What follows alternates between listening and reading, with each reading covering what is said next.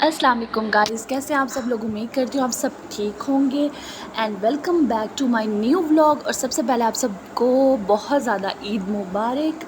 और आपकी ईद कैसी गुजरी है प्लीज़ आप कमेंट में ज़रूर बताइएगा। और मैं अगर अपनी ईद आप लोगों के साथ शेयर करूं तो मेरी ईद बहुत ज़्यादा बोरिंग, उदास, मतलब कि अजीब फीलिंग्स थी, बहुत ज़्यादा उदासी वाली इस दफ़ा मेरी ईद गुजरी है। अच्छा, सुबह मैं नाश्ता बना रही थी, मैंने ट्रैफ़ल बना के फ़्रिज में रख दिया था, क्योंकि मुझे स्वीट्स में ट्रैफ़ल बहुत पसंद है, तो इसलिए तो मैंने ट्रैफ़ल बनाया था। और उसके बाद यहाँ पे मैंने ऑमलेट बनाया था टमाटरों वाला। नाश्ता भी करना था सुबह क्योंकि मेरे हस्बैंड गए नमाज़ पढ़ के आए थे और उनको भी ट्रैफ़ल बहुत पसंद है, तो मैंने ट्रैफ़ल बनाया था। ट्रैफ़ल्स में फ्रूट जिस तरह की बाकी चीज़ें हम लोग डालते हैं, क्योंकि मुझे खीर बनानी नहीं आती, सिर्फ ट्रैफ़ल आता है बनाने के लिए।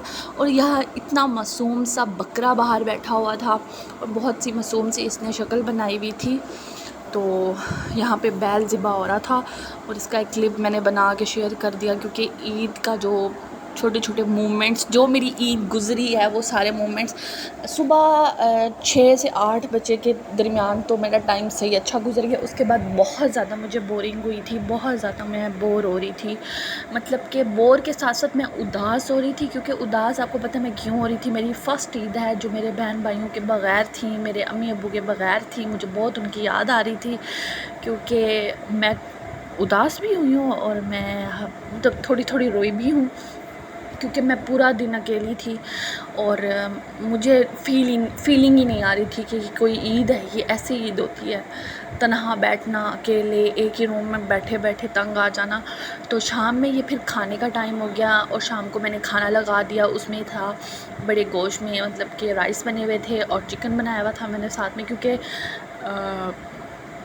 ट्रैफ़ल बनाया हुआ था। फिर हम लोगों ने किया डिनर, और डिनर करने के बाद फिर उसके बाद जब आपको पता है शाम को जब मेरे हस्बैंड आ गए फिर टाइम अच्छा गुजर गया। उसके बाद हम लोग गए थे आइसक्रीम खाने।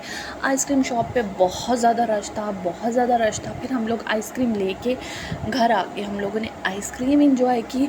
और ये जो मेरी ईद की रूटीन है वो मैं आपसे शेयर कर रही हूँ, क्योंकि पूरे दिन का व्लॉग मैंने इसलिए नहीं डाला क्योंकि पूरे दिन मैं बहुत ज़्यादा उदास थी, बहुत ज़्यादा अपसेट थी। जब आपको पता है घर वालों के बग़ैर ईद करना बहुत मुश्किल होती है, और मैं उन परदेसियों को अब समझती हूँ कि वाकई में उन लोगों के लिए बहुत डिफ़िकल्ट होता है, बहुत हार्ड होता है। ओके, आज का मेरा इतना सा व्लॉग है। अल्लाह हाफ़िज़।